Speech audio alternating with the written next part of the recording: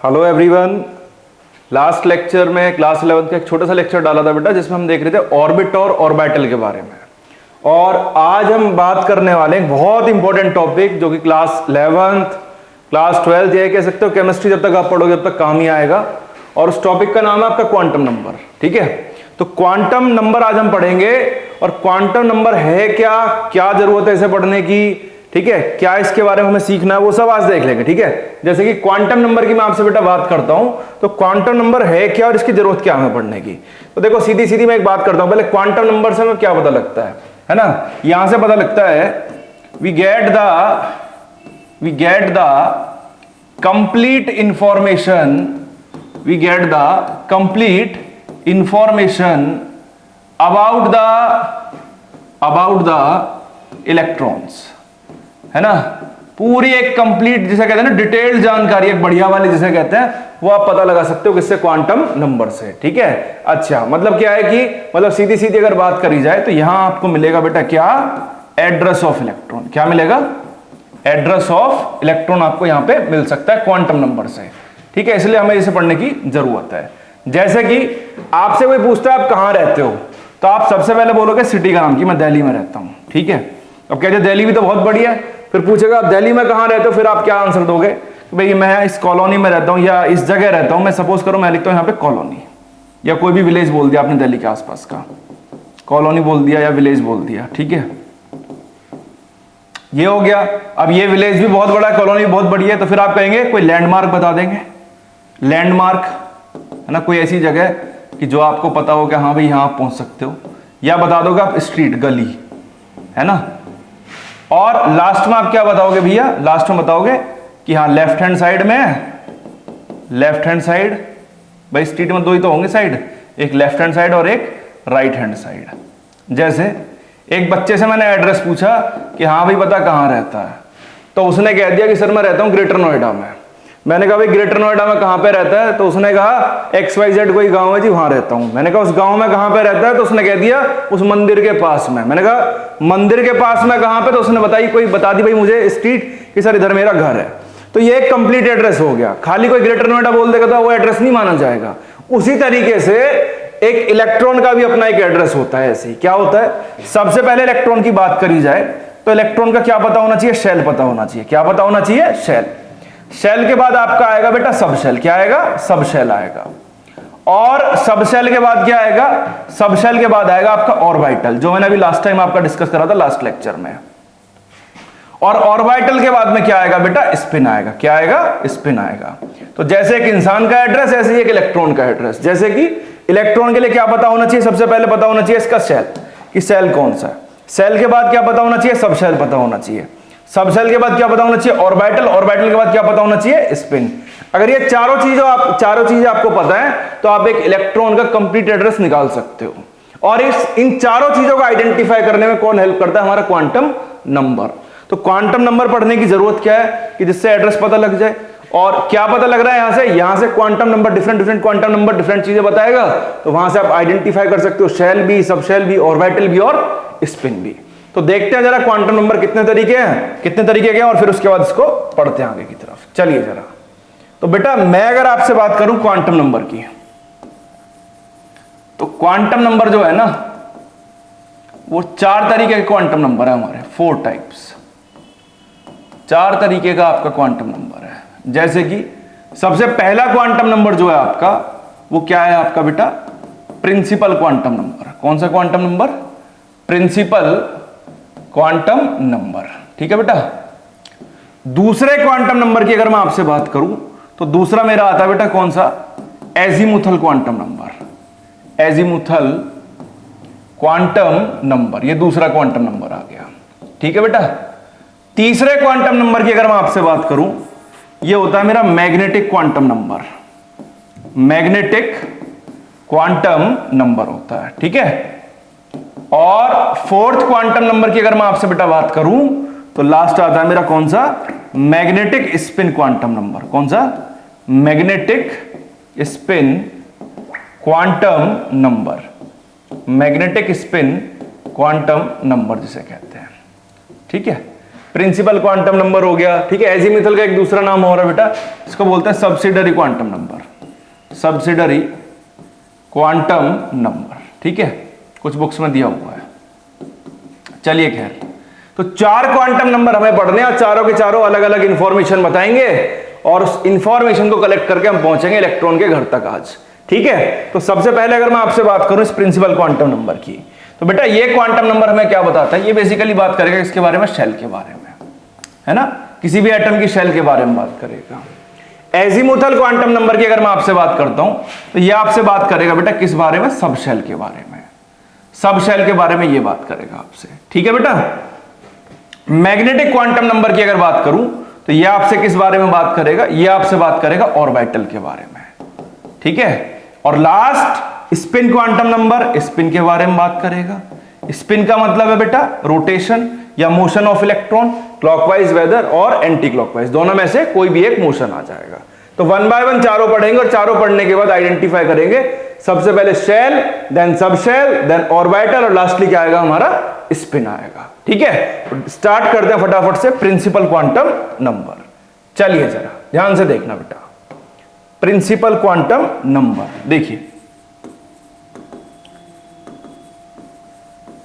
Principal quantum number बड़ा ही आसान, बड़ा ही आसान, ध्यान से देखना है।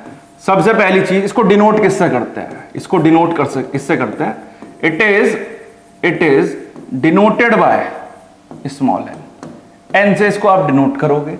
फिर इसके बाद में कि सर ये किस बारे में बात करता है, इट टेल्स अस किसके बारे में बेटा, अबाउट शेल, शेल के बारे में बात करेगा। कि सर कैसे बातें करेगा, लेट इट बी, मेरे पास ये बेटा कोई भी एक एटम है, बीच में nucleus, first shell, second shell, third shell. First shell को बेटा क्या नाम देते हैं, के शेल, क्या नाम देते हैं, के शेल। सेकंड शेल को क्या नाम देते हैं, एल शेल, और थर्ड शेल को बेटा क्या नाम देते हैं, एम शेल। ध्यान से देखना, के शेल, एम शेल, सॉरी के एल एम शेल मान लिया मैंने अपना। मानने के बाद में अगर मैं यहां में आपसे बात करूं, के शेल के लिए बेटा एन की वैल्यू क्या होगी, 1 होगी, पहला शेल है। ऐसे ही एल शेल के लिए एन की वैल्यू क्या होगी, 2 होगी। एम के लिए एन की वैल्यू क्या होगी, 3 होगी। मतलब कहने का ये है कि अगर आपको ये लिख के दे दिया शेल, शेल लिख के दे दिया और आपसे कह दिया के शेल है, एल शेल है, एम शेल है, एन शेल है, एस टू ऑन, तो आपसे पूछ लिया जाए कि बताओ प्रिंसिपल क्वांटम नंबर क्या होगा। तो के शेल के लिए एन की वैल्यू क्या होगी बेटा, 1 होगी, पहला शेल है क्योंकि। एल के लिए क्या होगी, 2 होगी, एम के लिए 3 होगी, एन के लिए ऐसी 4 होगी, और ऐसी आपका आगे बढ़ता चला जाएगा, ठीक है। नेक्स्ट, इसके बाद में अगर मैं आपसे बात करूं, फोर्थ पॉइंट जो है इसका, maximum number of electrons present in a shell, कि एक शेल के अंदर ज्यादा से ज्यादा कितने इलेक्ट्रॉन होंगे, तो उसका फॉर्मूला बेटा क्या पढ़ा था हमने, 2n²। क्या पढ़ा था, 2n²। मतलब 9th क्लास में पढ़ा था ना कि अगर n = 1 है, पहला शेल है, तो नंबर ऑफ इलेक्ट्रॉन कितने होंगे बेटा, 2 × 1 का स्क्वायर, दैट इज 2। अगर आपका n = 2 है तो क्या होगा इलेक्ट्रॉन इसमें, 2 × 2 का स्क्वायर, दैट इज 8। अगर आपकी n की वैल्यू 3 है, मतलब थर्ड शेल है, उसमें कितने इलेक्ट्रॉन्स आ सकते हैं, n × 3 का स्क्वायर, दैट इज 18 हो गया। और आपका फोर्थ शेल है, अगर n = 4 है, मतलब 2 × कितना हो गया, 4 का square, that is number of electron कितने हो गए, 32। इस तरह से आप इसमें निकाल सकते हो, ठीक है। मतलब फर्स्ट शेल के अंदर ज्यादा से ज्यादा कितने इलेक्ट्रॉन, ज्यादा से ज्यादा कितने बेटा, 2, और कम से कम कितना, 1। n = 2 मतलब सेकंड शेल के अंदर ज्यादा से ज्यादा कितने बेटा, 8, कम से कम 1 2 3 4 5 6 7, कम से कम इतने, और ये मैक्सिमम आप फिल कर सकते हो। 4 पॉइंट ये हो गए बेटा। फिफ्थ पे अगर मैं आता हूं, आपका 5वां पॉइंट, प्रिंसिपल क्वांटम नंबर आपको साइज के बारे में बताता है। किसके बारे में बताता है, साइज ऑफ एटम के बारे में। कि सर कैसे बताएगा, साइज ऑफ एटम के बारे में बेटा ऐसे बताएगा, देखो अगर एक शेल प्रेजेंट है, एक सेल प्रेजेंट है, साइज छोटा होगा, 2 हो गए साइज बड़ा हो गया, 3 हो गए साइज और बड़ा हो गया, और 4 हो गए तो साइज और बड़ा हो गया। क्योंकि साइज हम निकालते हैं in the terms of radius. Size हम किसके टर्म्स में निकालते हैं, in the terms of radius. जैसे मैं आपसे बात करूं भाई, सेंटर ही हो गया न्यूक्लियस का, अब यहां से लेके आउटर मोस्ट शेल तक का जो डिस्टेंस होता है बेटा ये वाला, इसी को हम क्या पढ़ते हैं कि सर ये एटॉमिक रेडियस है। फिलहाल के लिए समझना थोड़ा सा, सेंटर ऑफ द न्यूक्लियस से लेके आउटर मोस्ट शेल तक का जो डिस्टेंस है उसी को क्या नाम देते हैं, एटॉमिक रेडियस, और इसी टर्म्स में हम पढ़ते हैं एटॉमिक साइज। ठीक है, तो अब सपोज करके देखो कि अगर एक शेल होगा तो यहां तक का डिस्टेंस खाली, 2 शेल होंगे तो यहां तक का डिस्टेंस, 3 शेल होंगे यहां तक का डिस्टेंस, 4 शेल होंगे डिस्टेंस और बढ़ जाएगा और लगातार आपका साइज ऑफ एटम इंक्रीज हो जाएगा। सो कहने का मतलब यह है कि प्रिंसिपल क्वांटम नंबर साइज के बारे में बता सकता है। उसके अलावा यह आपको एनर्जी में भी बता सकता है कि किस शेल का कितना एनर्जी होगा, एनर्जी ऑफ अ शेल निकाल सकते हो आप, आपको याद भी होगा जब बोर्स मॉडल पढ़ाया था मैंने ऑफलाइन क्लासेस में।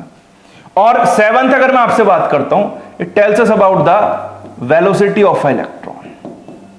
जिस सेल के अंदर इलेक्ट्रॉन प्रेजेंट है उसकी अगर हमें स्पीड आइडेंटिफाई करनी है कि किस स्पीड से मूव कर रहा है, तो वो भी आपको कौन बताएगा, प्रिंसिपल क्वांटम नंबर बताएगा।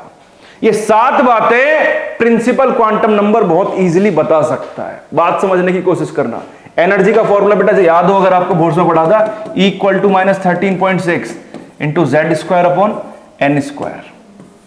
याद होगा, ई भी था आपका, रेडियस भी था और ऐसी वेलोसिटी का फॉर्मूला भी था। तीनों फॉर्मूले मैंने डराइव कराए थे, आपको याद होगा।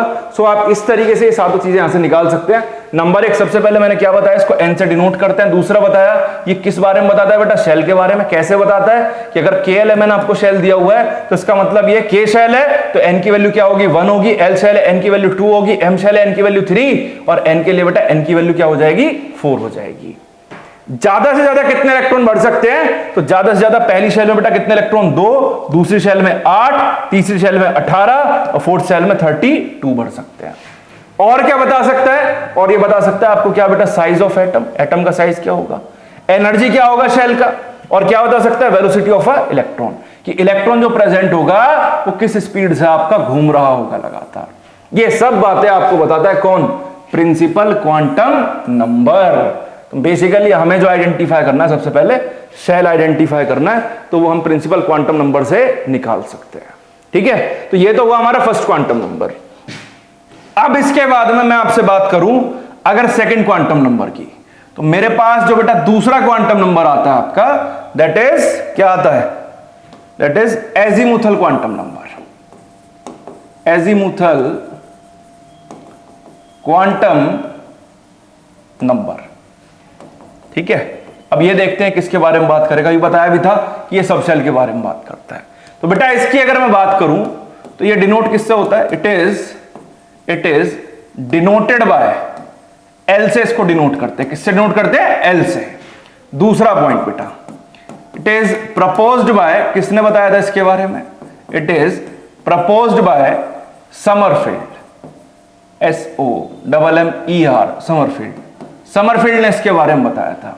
निकालते कैसे क्वांटम नंबर, और ये बताता है किसके बारे में, इट टेल्स अस अबाउट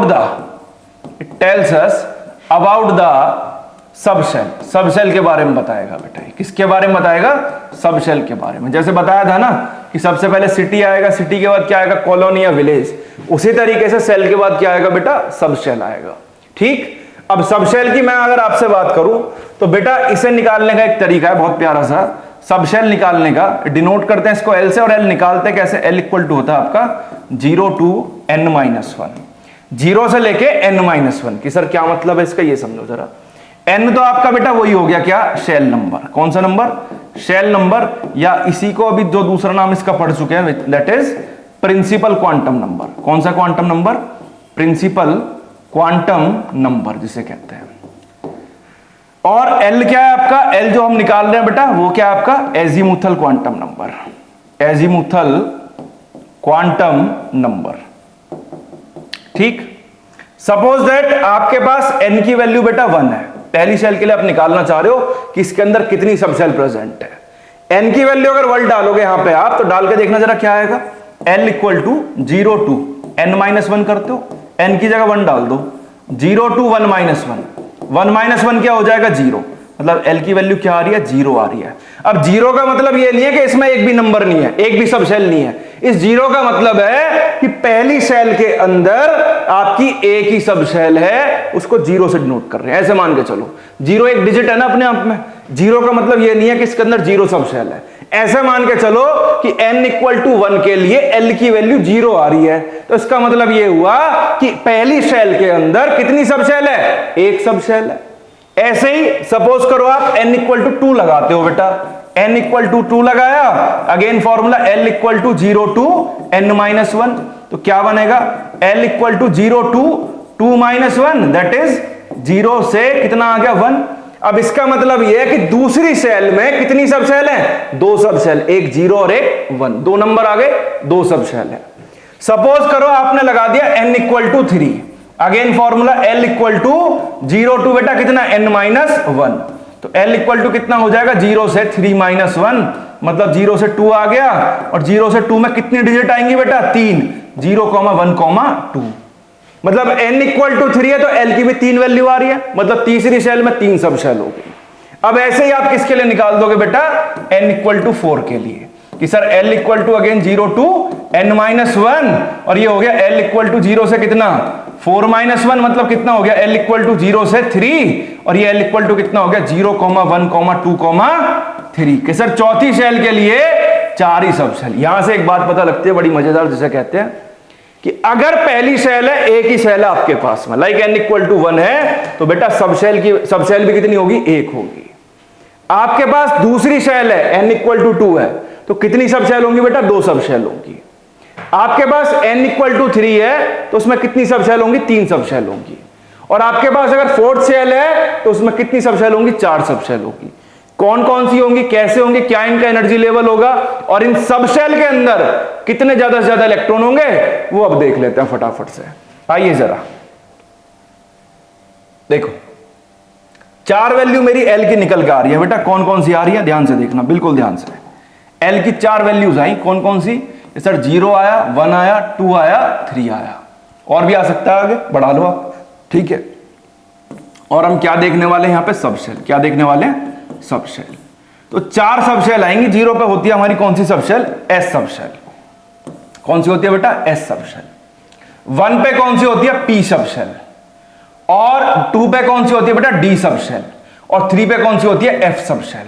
और SPDF है ना, SPD पावर रेंजर सुना होगा आपने शायद, लेकिन इसका उससे कोई लेना देना नहीं है, इनके अपने अलग नाम है। S का मतलब होता है बेटा शार्प, ये सब स्पेक्ट्रम से, स्पेक्ट्रोस्कोपी से रिलेटेड वर्ड्स है बेटा। S का मतलब क्या होता है, शार्प। P की अगर बात करी जाए तो P यहां पे बता दें प्रिंसिपल, क्या मतलब है इसका, प्रिंसिपल, स्पेक्ट्रम से रिलेटेड है सारा। और अगर D की बात करी जाए तो D यहां पे क्या है आपका, D है डिफ्यूज्ड है ये आपका। और बेटा बात करी जाए F की, तो F आपका क्या है, फंडामेंटल है। तो मतलब हमने 4 सब सेल देखी, 4 सब सेल कौन कौन सी बेटा, SPDF। S के लिए L की वैल्यू क्या है, 0, P के लिए L की वैल्यू 1, D के लिए L की वैल्यू 2, और F के लिए L की वैल्यू क्या है, 3 है। कि सर जैसा आपने पीछे बताया कि KLMN में जो इलेक्ट्रॉन्स की फिलिंग है वो 2n² के अकॉर्डिंग है। 2n² का मतलब कि भाई n की वैल्यू 1 तो मैक्सिमम 2 इलेक्ट्रॉन आया, दूसरी सेल में 8 आया, तीसरी में 18 आया, फिर 32 आ गया। कि सर सब सेल्स के लिए कैसे निकालेंगे, तो सब सेल में नंबर ऑफ इलेक्ट्रॉन्स कैसे पता लगाते हैं, maximum number of electrons, maximum number of electrons present in a subshell. किसी भी सब सेल के अंदर ज्यादा से ज्यादा कितने इलेक्ट्रॉन्स होंगे, तो इसका एक ही जवाब है, सीधा सीधा 2 × 2l + 1, 2 × 2l + 1, या ऐसे भी लिख सकते हो इसको आप 4l + 2। बात तो वही है। यहां पे l क्या है आपका, l है आपका कौन सा बेटा, एजीमुथल क्वांटम नंबर। l क्या है हमारा, एजीमुथल क्वांटम नंबर। अब देखो बड़े मजे से आप निकाल सकते हो, जैसे कि मेरे पास सब सेल कौन सी है, S है, मैं इसको थोड़ा छोटा कर देता हूं, यहीं पे आ जाएगा। देखो मेरे पास S सब सेल है, और उसमें मुझे ये चेक करना है कि नंबर ऑफ इलेक्ट्रॉन्स कितने होंगे। ध्यान से देखना जरा, 1 मिनट बस, यहां आ जाओ भाई, तो ये ले, ठीक है भाई, हाँ दिख रहा है ना, क्लियर, ठीक है। चलो तो मेरे पास में सपोज करो यहां ले लेता हूं मैं सब सेल, और फिर उसके बाद ले लेता हूं यहां L की वैल्यू, और यहां ले लेता हूं बेटा नंबर ऑफ इलेक्ट्रॉन, कितने इलेक्ट्रॉन प्रेजेंट है। सब सेल ली S, P, D, और क्या है बेटा मेरा F। S के लिए L की वैल्यू 0, 1, 2, 3, ज्यादा से ज्यादा कितने इलेक्ट्रॉन, 4l + 1, ठीक है बेटा। अब ध्यान से देखना जरा, L की जगह 0 डाल दो तो कितना आएगा, S में कितना आएगा आपका, 4l + 2 था, सॉरी L की जगह पे आपने 0 डाला, डालने के बाद नंबर ऑफ इलेक्ट्रॉन्स कितने आ गए 2। मतलब ये है कि S सब शेल में ज्यादा से ज्यादा कितने इलेक्ट्रॉन 2 इलेक्ट्रॉन। फिर आपने L की जगह 1 डाला तो 4 1 जा 4, 4 और 2 कितने हो गए 6। मतलब P में ज्यादा से ज्यादा कितने इलेक्ट्रॉन 6 इलेक्ट्रॉन। D की अगर मैं आपसे बात करूं D सब शेल के लिए L की वैल्यू 2 है तो 4 2 जा कितना हो गया 8, 8 और 2 कितना हो गया 10। मतलब D सब शेल में ज्यादा से ज्यादा 10 इलेक्ट्रॉन। F सब शेल की बात करी जाए आप 3 डाल दो L की जगह, 4 3 जा 12 और 12 और 2 कितना हो गया 14। मतलब F में ज्यादा से ज्यादा 14 इलेक्ट्रॉन। ये पता लग गई है, देख लो। मतलब अगर ये आइडेंटिफाई करना है किसी सब शेल में ज्यादा से ज्यादा कितने इलेक्ट्रॉन होंगे तो उसका सीधा सीधा फॉर्मूला बेटा ये लगाना है आपको 4l + 2, 4l + 2। बस आपको L की वैल्यू पता हो, आप 1 मिनट में नंबर ऑफ इलेक्ट्रॉन निकाल दोगे। या सीधा सीधा याद कर लो कि S सब शेल के अंदर ज्यादा से ज्यादा कितने 2, P के अंदर ज्यादा से ज्यादा 6, D के अंदर ज्यादा से ज्यादा कितने 10 और F के अंदर ज्यादा से ज्यादा 14 हो गए। ये इसका तरीका हो गया। इसके अलावा और क्या बताता है, इसके अलावा और क्या बताता है देखना ध्यान से। अभी ये इतना समझ में आ गया हो तो बहुत अच्छी बात है, आगे बढ़ते हैं जरा। इसके अलावा ये बताता है बेटा एनर्जी ऑफ सब शेल। इसके अलावा ये बताता है आपको क्या, एनर्जी ऑफ सब शेल। किस सब शेल की एनर्जी ज्यादा होगी और किस सब शेल की एनर्जी कम होगी। कि मतलब क्या है, जैसे S मेरे पास है, P मेरे पास है, D मेरे पास और F मेरे पास है। चारों सब शेल्स में सबसे ज्यादा जो एनर्जी होगी वो एनर्जी होगी F सब शेल की, और सबसे कम किसकी होगी S की होगी, और बीच में कौन आएगा P और D। तो ये हो गया इसका decreasing order of energy. Decreasing order of energy. चारों सब सेल्स में सबसे ज्यादा एनर्जी होगी F की, सबसे कम किसकी होगी S की, और P और D आ जाएंगे इसमें बीच में आ जाएंगे। ठीक। इसके अलावा और क्या बताता है, इसके अलावा ये बताता है बेटा आपका shapes of orbitals. Shapes of orbital. बेटा सब शेल बन गए तो ऑर्बिटल्स भी तो बनेंगे। तो शेप्स ऑफ ऑर्बिटल्स की अगर मैं आपसे बात करूं तो शेप्स ऑफ ऑर्बिटल में S सब शेल का जो शेप बनता है ऑर्बिटल्स का वो बनता है आपका कैसा, स्फेरिकल शेप। कैसा बनता है, स्फेरिकल शेप, गोल एकदम जिसे कहते हैं। ठीक है, दैट्स व्हाई इसकी एनर्जी भी कम आती है। P सब शेल की अगर बात करूं तो इसका शेप बनता है dumbbell shape. Dumbbell shape, gym का डंबल देखा होगा आपने, बिल्कुल उसकी तरह। D सब शेल की अगर बात करूं तो इसका बनता है double dumbbell. Double dumbbell shape. Double double है, डबल डबल नहीं, double dumbbell. Double dumbbell shape. ठीक है। और अगर बात करूं F की तो इसका कॉम्प्लेक्स फोल्ड शेप होती है इसकी। फोल्ड शेप या थोड़ा सा कॉम्प्लेक्स स्ट्रक्चर रहता है। सो हमें शेप्स भी पढ़नी है, लेकिन शेप्स हम बाद में पढ़ेंगे। बस फिलहाल एक याद रखो कि यहां से शेप्स भी पता लगा सकते हो। S का स्फेरिकल शेप होगा, P का डंबल शेप होगा और D का कैसा होगा, डबल डंबल शेप होगा। बाकी यहां तक अगर आपको समझ में आ चुके दोनों क्वांटम नंबर तो आपकी थोड़ी सी परेशानी हल हो चुकी है, और इसके आगे की कहानी और भी आसान हो जाएगी। और उस कहानी में इसके बाद जो आने वाला है वो आने वाला है आपका मैग्नेटिक क्वांटम नंबर और मैग्नेटिक स्पिन क्वांटम नंबर। वो देखेंगे हम नेक्स्ट लेक्चर में। तब तक के लिए ये वॉच करिए, और बहुत ईजी तरीके से ये मान के चलो कि जो आप स्ट्रक्चर ऑफ एटम का लास्ट पार्ट है वो आप देखने वाले हो। चीजें सब समझ में आएंगी, लेकिन कंडीशन एक ही है कि आप कंडीशन पे फॉलो करेंगे। बस खाली आपको क्या करना है मैंने आपको बताया हुआ है, कॉपी और पेन को ज्यादा से ज्यादा यूज करो। जितना आप लिखोगे उतना आपको समझ में आएगा कि ये चीजें देखने में तो ऐसे लग रही है बहुत ईजी। आप लेक्चर देखोगे हाँ बहुत आसान है, लेकिन जब आप इन चीजों को करने बैठोगे तो हो सकता है वहां थोड़ा सा अजीब लगे आपको कि ये चीज नहीं हो पा रही। ना होने का कारण बस एक ही होगा, लैक ऑफ प्रैक्टिस कह सकते हो, प्रैक्टिस कम कर रहे हो। सो दैट्स व्हाई ज्यादा से ज्यादा पेन कॉपी यूज करो। मिलते हैं नेक्स्ट लेक्चर में मैग्नेटिक क्वांटम नंबर और मैग्नेटिक स्पिन क्वांटम नंबर के साथ। देन उसके बाद नोट्स देखेंगे, इलेक्ट्रॉन कैसे फिल करते हैं, तीनों रूल्स देखने हैं, पॉलिश एक्सक्लूजन प्रिंसिपल, होर्न्स रूल, ऑफबाउ रूल, और ऐसे इस तरीके से ये धीरे धीरे जो टॉपिक्स हैं अच्छे वाले ये कवर हो जाएंगे। चलिए मिलते हैं नेक्स्ट लेक्चर में। All the best.